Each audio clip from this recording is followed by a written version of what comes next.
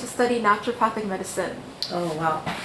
So that's essentially the life story, isn't it? So, so my dad is a medical doctor, and we grew up in the Caribbean, and just looking at the way my dad practiced was so inspirational. My dad is conventional, yes, but he studied in Germany. Okay. And in Germany, they are a little bit more progressive in that they studied botanical medicine at school. They did acupuncture at school. They did all these kind of things. So when I looked at my dad practice, I was like, I want to be that kind of doctor.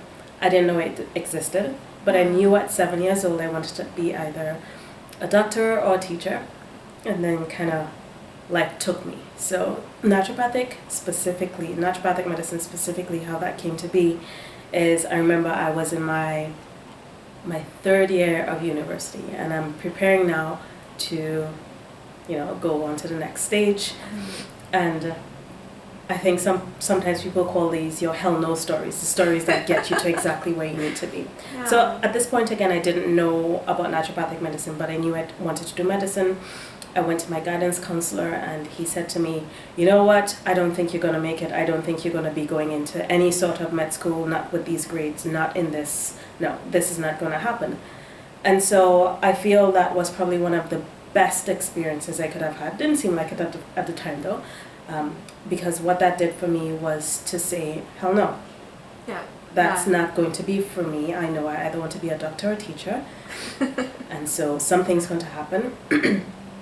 At that time, my sister had also been, going into, looking at her own life, career, and that kind of stuff. And she had a friend who told her about CCNM. The friend was already in the program or had been going into the program. I don't remember, but my sister had was in the process of applying to it and that kind of stuff. So anyway, fast forward, those kind of things kind of just fell into place. I found myself a short time later, doing prerequisites for the college and then getting accepted, and that's kind of how that came to be. Mm-hmm. That's my essentially formal way of coming to naturopathic medicine, but I feel like it's always something that has called to me in one way or another, whether it was exposure through the home or just the circumstances along the way that kind of said, you need to be doing this, you need to be doing this now, and then I just, kind of things came together, and there it was. Yeah. And what then led you to become interested in becoming a resident? Oh, yeah. So, like I mentioned my sister before, my sister graduated in 2007. At her graduation, I knew I wanted to become a resident. I don't know how. Yeah. I started the program in 2009, by the way. So by the time second year rolled around, which was 2010, I was a January at the time, I always knew that I wanted to give back in some capacity. I wanted to kind of just be a little bit more involved in the college. And as I went through third year and fourth year, you saw other residents who were in the program giving advice, being involved in courses and that kind of stuff. And so it became a little bit more solid, and I knew that I wanted to be in that role. The interesting thing is, by the time I did apply for the residency, I didn't have a plan B. Okay. I had no plan B. I was like, this is all that I was. All in. This is what I wanted to do, and I knew I wanted to teach because I love teaching, and I wanted to still be involved in the college with the student body. And I feel my biggest draw was working with students in a way where it helps them come through their process, because I feel we underestimate the people who help us and how they come into our lives. We underestimate how they can help us get to where we are in life, and I feel I had a lot of that going through the program, so I kind of wanted to give back in that capacity. Yeah. Oh, it's beautiful. Thank you.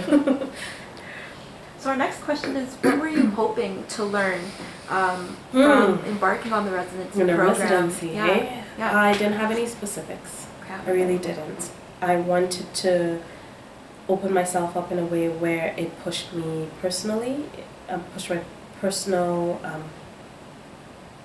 degree of comfort, I guess, but also my professional, and I think it did all of that. I knew I wanted to do the things that I was already comfortable with the teaching and the interacting and that kind of stuff, but I also wanted to do it in a way where it now made me feel very, very comfortable and grounded in doing so.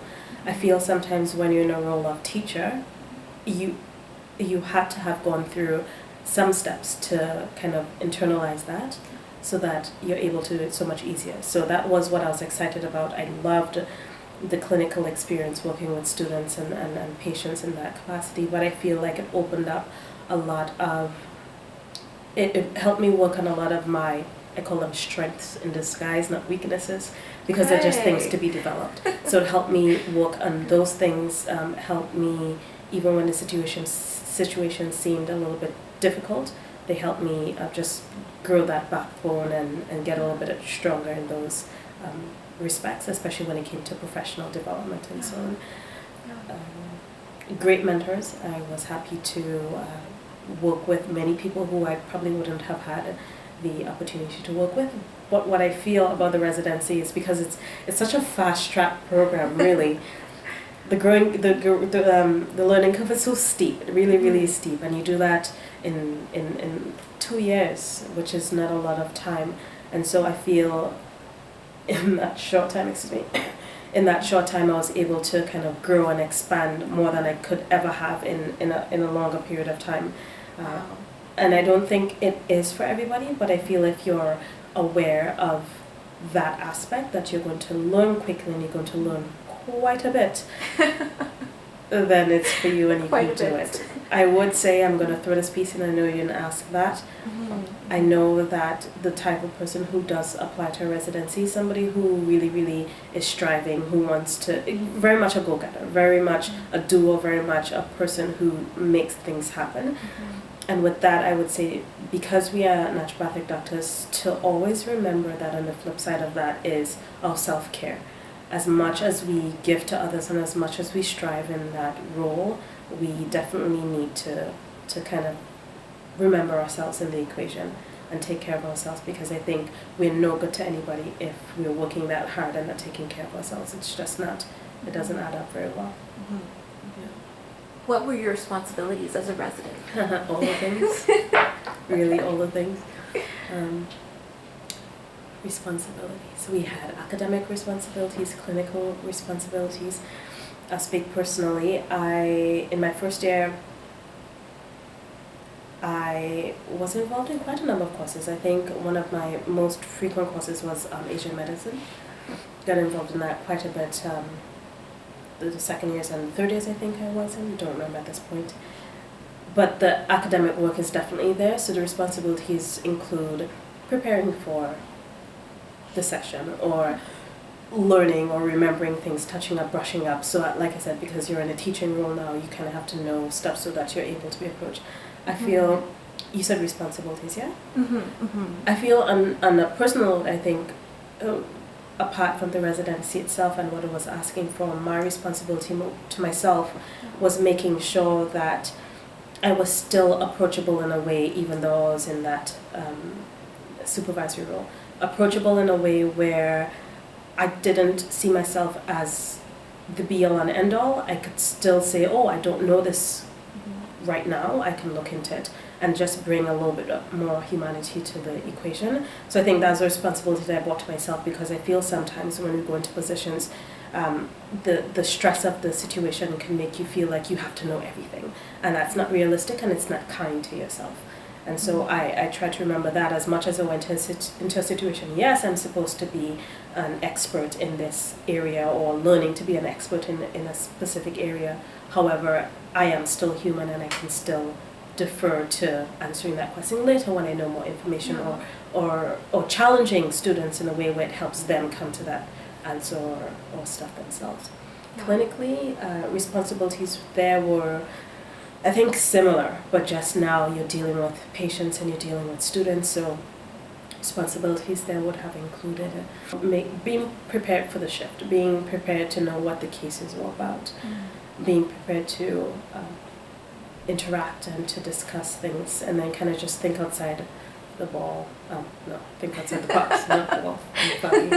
Think outside the box a little bit there, and kind of just, again, challenge, but help and direct and mediate and facilitate learning in that respect. So I feel that's what I think of when you ask what responsibilities. So the next question is, what was or were, so if you had multiple ones, you could speak about them, or if you just had one, what was or were the main impact or impacts that you were trying to fulfill as a resident? You go in knowing this is something, I know that you touched upon it, but is there anything that you were really like, I really want to make sure to put extra emphasis on this, whether it's a concept or whether it's like helping people with their evolution? Like, was there something you went in like really, really wanting to achieve? There wasn't. Because a lot of that kind of just presented itself along the way. So things that did come up, because I really didn't have a game plan, I knew I knew I would be fine clinically because that's what I love. I knew I would be fine at teaching because I knew that's what I love. But why I did it, or the things that maybe came up, were really, really helping to teach in a way where I also was a learner, where I was also learning. So it wasn't just one-sided, and it wasn't just me to student, for example, or me to body of students. Where I was also receptive to learning from not only my mentors, but from my peers, my colleagues, and from the students themselves. So that was something that I thought of. And then when I was teaching more of me to students, then thinking of how can this learning be less of memorization, which is the case with so many of us, and that's not a problem, I think, until it becomes a problem. So more of facilitating understanding versus get me through this time period and get me through to the examination, really broadening it out. Even with the first years, I'll put myself into that position where, for example, I was a TA for physiology. And physiology, first year is very, very interesting crew because what do I need to know to pass this exam? Yeah. So taking you out of the concept of exam mode and taking you into now, if you're a doctor, if you're a naturopathic doctor, if you're working with a patient, why would that make sense? Why would that be important? And can we broaden our minds a little bit to kind of think of that? So I feel, to answer the question as quickly as I can, is just stretching us out of the concept that we are in. So not just a student, but what are we doing this for? Why are we doing what we do? And how can we now approach it from that angle versus I need to pass this exam? And I feel that does help students evolve, hopefully. Oh, definitely. Okay, good. Yeah, I remember being in physiology and like wanting to just finish the assignment and go home, and I was like that myself. I was like, how much do I need to pass this exam? But when you realize that you're not just in it passionately for the examinations, you're in it passionately because you want to help people in whatever aspect of their lives or whatever their story is, you realize that there's so much more to capture in the moment. And so that was hopefully what I strove to impart. Yeah. Well, I can say that you did. I remember, like, when you were my I remember that. And I remember, I remember us having questions, and then you were challenging us, and then, because we got so used to just, just figure out the answers so you can move on, So that was new for us, but it was good. Yeah. It was new, but it was good. Not a lot of people like that, it doesn't sit well with a lot of people, but it's done with the intention of how can you be best for why you're here. Exactly. Yeah, it's not personal at all. So our next question is, how has being both a student and teacher of naturopathic medicine affected your life? What kind of that is possible questions to be summed up? That does not get summed up because you continue to be a student and you continue to, you just continue. How has it impacted my life? When I entered CCNM, I was coming from a place where, I knew finally, this is something I want to do. I should mention, I do interviews for the college, and one of the questions that I love asking people is, what are you passionate about? Because when you find yourself in a position where it seems like everything is against you, you kind of have to remember that passion. Definitely, yeah. You definitely have to draw on that passion. You have to draw on why you're here. So one of the things that I noticed about my journey is, compared to my university experience, I was doing maybe 3 or 4 times more in terms of work,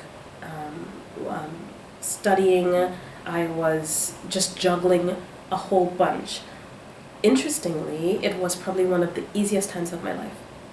Yeah. Really? Which is the funniest thing. And why I say that is, kindergarten, for example, you had to go to. Yep. high school, you had to go to university. Sometimes you have to go to university. Going into a profession like this one, sometimes you choose to be here. And with that choice, there's a piece that comes with it. So for me, knowing that I chose to be there, but also knowing that I had to do as much as I had to work 3 part-time jobs in my first year even, or live in res and support myself in this capacity. I don't think of those things as bad things, because those are the things that balanced me and helped me remember that yes, you're doing that, but it felt like it was still going along the right course, and it felt easy in that respect. I'm not saying the work was easy, but I'm saying how it felt. It felt less of a struggle than it did when I was in university, for example. So in that regard, being a student in that, thinking of being a student and how that changed my life, I learned to multitask, I learned to juggle, I learned to kind of prioritize, I learned to not sweat so much of the stuff that people sweat, or at least try to. And as a practitioner now, I try to bring those principles and those qualities and those lessons into what I do. So it's not over. It's probably just beginning, and every time you think you have reached it, don't believe it, because there's always something going to be learning. You're going to be learning something. My dad right now, like I mentioned, is actually doing, what is he doing? A double degree. And he's doing, he's doing a double degree in integrative medicine right now. Yeah, learning never ends. This is what we grew up learning. So learning never ends, whether it's through life, whether it's in a formal setting. And I feel the being a student and being a practitioner right now have taught me that you will always be learning. Even when you think you know it all, don't be comfortable in feeling that, because then you might as well throw in your towel and say, okay, I'm done. What else is there to learn if you feel like you know it all and you don't? So you continue learning, so you learn to stretch your boundaries, you learn how to be open to learning more, and just embracing the journey as you go along. So our next question is, how are you currently involved in the field of naturopathic medicine? I would say both formally and informally. Formally, I am still involved with the college. Like I said, the residency kind of opened up a lot of avenues, which is really a great privilege, I feel. So ITA, I'm doing a lot of academic work at the college. Going to start up more in September. I'm also doing clinical work, and I often frequent the IV shift to do coverage. Okay. So that's what I'm doing. It's part-time at the college. As a practitioner, I'm here at Trinity Health Clinic. I love it. I'm here Tuesdays and Saturdays, and so this is my oasis time, I feel. I always love it when I get to work one-on-one with patients and kind of just see them through their health. I mean, I love working with students, but the biggest challenge with being in the clinic and working with students is the time frame, because you have to facilitate learning, then you have to challenge learning, then you have to support singular work, right? You have to allow them to fly solo and do their thing. So it depends on where you get them in the process. The other thing about supervising, which could be challenging but also a good thing, is that you have to now think about how do 3 people work as one. And the 3 people are your supervisor, your student, and your patient. And how do we get everybody on the same page, where we now leave ego at the door, which it can be there. Let's not even joke or lie or play, but also facilitate learning in a way that is constructive versus demeaning. And that is definitely a skill that needs to be worked on each time. So that's how I contribute in those avenues. I do work with our regulating bodies, kind of do that kind of stuff, and just kind of keep my ear to the ground for other opportunities. People tend to approach me, which is kind of fun. I wouldn't say I'm the most up-to-speed person about the things that are going on. So somebody said, did you hear about this? I'm like, no, tell me more.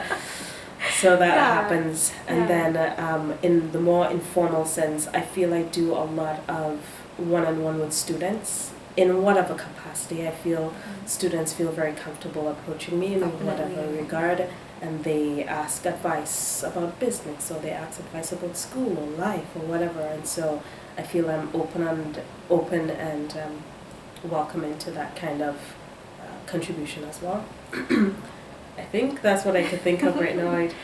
Might be It's probably missing more the probably, still, I don't but- know. My brain is so foggy, it's not even funny. But I think that's, That's okay. informal and informal. And like I said, that can change, that can expand, it can grow. Our next question is, what do you feel can be gained from participating in the residency program? God, so much, so much. I feel before you even wonder what's going to be gained, I feel you should ask yourself, what are you bringing to the table? Because before you can be receptive to anything anybody has to offer, you kind of have to say, okay, so what am I bringing to the table? And so get clear about that. In terms of, let's say you've answered that question about what you can bring to the table, what you can gain, skill set, huge. You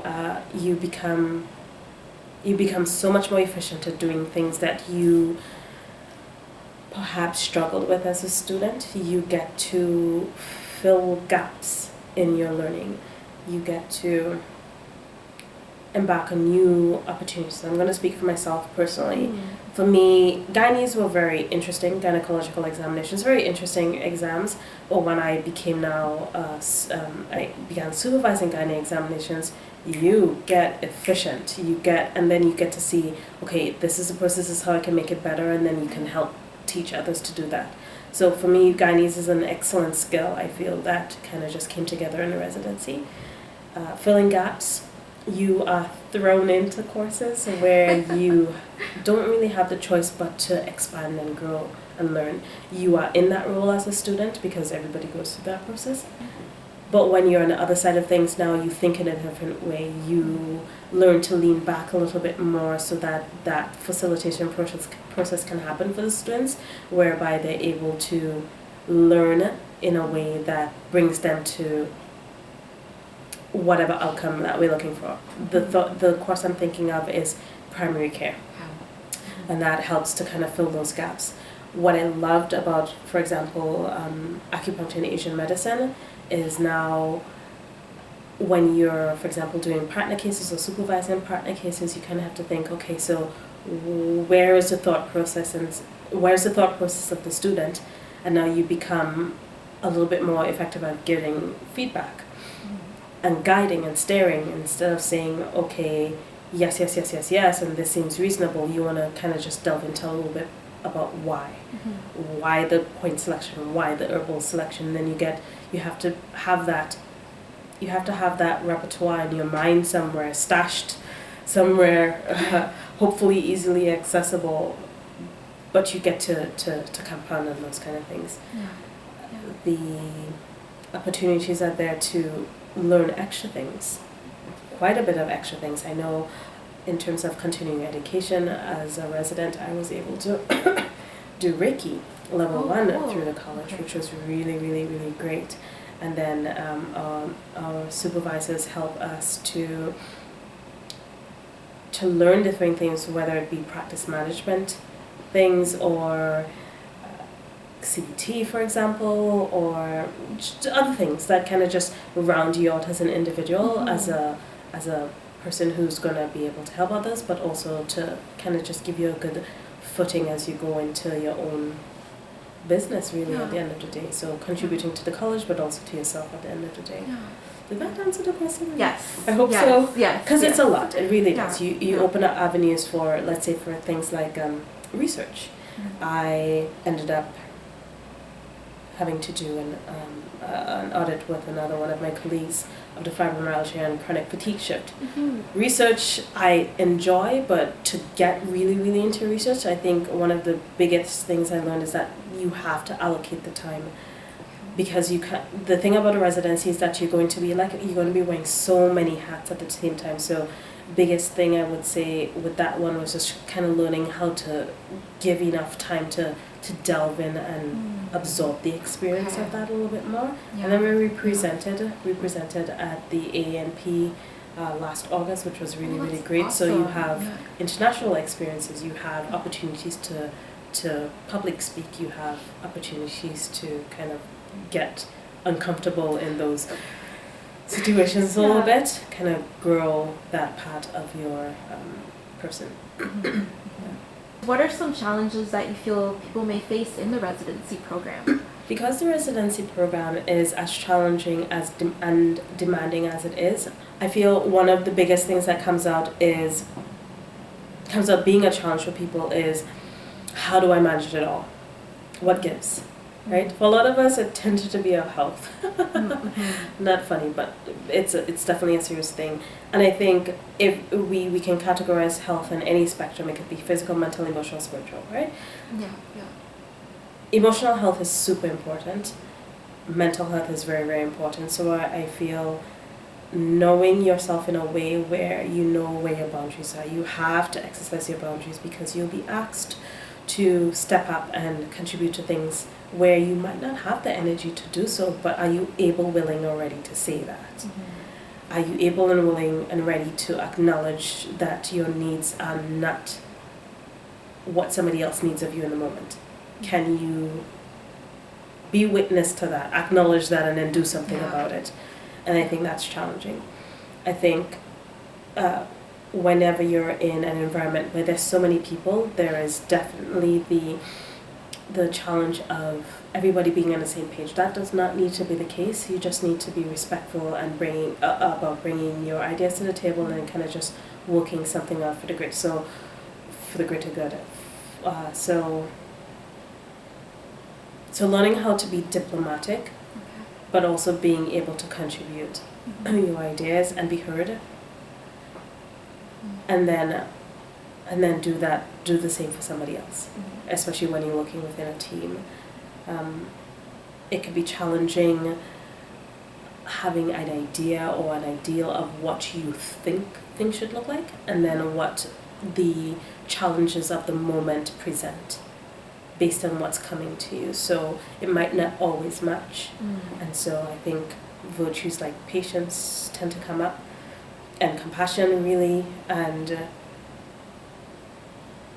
also knowing that you can only do so much given the resources that you have, right? And timing is very, very important. And so you're not going to get everything that you thought of this ideal thing. You're not going to get everything done right away, but maybe at another time it's probably more doable. So challenges, I think the challenges really come down to things that we hold as core values for ourselves. And that maybe they're the things that we need to learn on, right? Maybe somebody needs to work on patience and everything about the situation calls for a delay. I don't know. It happens, but this is how life works, right? Yeah. But if you're acknowledging that may be a possibility, then you kind of just relax a little bit and know that, it will work out. Things do work out. You do put in the work, but everything doesn't need to go your way all the time. So that might be a challenge, especially with the type of people we are going into the residency. I want it done now. No, you have to relax, right? And then just managing that work-life balance and knowing when to play hard, when to work hard, and when to rest hard. Yeah. So those are the biggest challenges I feel. I feel that's something that's definitely universal for many of the residents I have witnessed and encountered. Yeah. What words of wisdom do you have for students studying absolutely anything? Absolutely anything. Yeah. Whatever you're studying, be passionate about it. Learning, like I said, is a journey. Learning doesn't just happen in the context of 4 years or 6 or 8 or whatever, how many years you're doing, or even with the course that you're doing. So as much as you're able to do that, be able to create passion out of what you do by relating it to other things. We are humans at the end of the day, so if you're able to draw on human experiences to, let's say, study engineering or psychology or the way people work or the way people behave or even biology, I don't care what it is really, then you're able to not only learn it on this level, but you're able to incorporate it in a way where it becomes something that you live. Yeah. And so it doesn't seem like it's so much of a struggle as some people might find it. I don't know if that's as easy as it's something sounds good to when I try say to it. do. But Yeah. enjoy it and be passionate about what you do. Yeah. Right. And then our next group of students is future. Future. So they might be They might considering not, it seriously, like- or they might be thinking of it kind of casually but not too sure. Yeah. Always ask why, be a walking question mark. Always ask why you want to do whatever you do, and so let your frame of reference be you. You can listen to opinions of others, you can learn from others around you, but if you are going to be doing something because it's somebody else's idea for you to be doing it, then that might not be the best way to do it. If it is out of obligation, or you feel like you owe somebody something, that might be a problem, because at the end of the day you get to learn this. I always remember my mom, when we were all going to school, it was high school, she said, you're not writing these examinations for me, you know. You're not doing this for me. So Yeah. that's kind of the message. Do it because you want to. Do it because you feel that it's something that you can learn and grow through. Do it because it's something that speaks to you. And when somebody else tells you, which was my case, when somebody tells you that this is not something that you can do, then you get to question that. You ask yourself, is that really true? And then you ask yourself, can I actually do this? Can I really, is this something that really calls me in a way that I can? Mm-hmm. And maybe that becomes exactly what drives you to do and be in the best place of your life when it's time. Mm-hmm. So be a question mark, but also make yourself that frame of reference. Kind of get grounded in knowing who you are and what you need to do. All right. And so our next group is, what words of wisdom do you have for current students of naturopathic medicine? Current students of just anywhere in the program, whatever year? Anywhere in the program, any institution, yeah. I would say what I mentioned earlier, and that is that you chose to be here. And with every choice that you make, then you know that there are certain things that there's certain things that you're going to learn. There's certain things that are going to challenge you to be able to learn. And so in acknowledging that this is a choice, number one, and that there are going to be lessons and challenges, then roll with it. Really, really roll with it. I feel sometimes we get a little bit too serious and we tend to forget the things that brought us to where we are and why we're doing what we do. And I'm not saying don't be serious, absolutely be serious, but remember how to balance that in your lives, because it does make a difference. If you feel like you're struggling, then know when to pull back. If you feel like you're not putting in enough, then know when to step up. If you feel whatever, there's some adjustment that needs to be made. But I would say definitely remember that this is a choice, and then take responsibility for that choice as best as you can, given the resources that you can and the time that you're in. I would say. And the final question is, what words of wisdom do you have for anybody considering doing resident, whether it's like a different, because I'm guessing you may have looked at other I'm not too sure, but based on like your ideas of the residency program, what are some what are some words of advice you have for anybody considering? I cannot speak to the details that any resident will learn once they're in that position. That will vary, that will be different, that will be personal. I speak to general universal kind of concepts, if you haven't noticed. So what I would say is know what you're getting into. Definitely know why you're doing it. If you, again, know why you're doing what you're doing, really. If your intentions are a little bit sketchy from the get-go, which I'm not saying that anybody going into residency is, but if that's the case and it's you just tend to kind of you want to just do surface stuff, then it's not gonna work so well for you. You'll have more challenges than you have lessons or opportunities. So know why you're doing it and be passionate about that piece. Once you're in the residency, one of my biggest pieces of advice is please get somebody to take care of your health. Walk the talk by seeing a naturopathic doctor as well. Because I promise you, with the amount that you have to do, it is tricky to want to do it all for yourself. I know everybody knows when my adrenals need a little bit more love, what I should be doing, or when I need a little bit more sleep, what I should be doing. But it becomes less of an objective thing when you have to juggle as much as you juggle. And like I said, the details will be different, but juggle as much as you juggle, get somebody to take care of you. And the last piece is, with as much as you're going to be working and contributing and learning and growing and all that kind of stuff, also know how to balance that. So find your balance in that. And then when you're at work, you give it. You do what you need to do and learn as much as you can from as many people as you can, in a way that it helps you define who you are and what your style is. Maybe you know what your style is coming right out of school, maybe you don't, but tweak it and play with it and really, really immerse yourself in the experience so that you become a better person, practitioner, resident, whatever at the end of the day.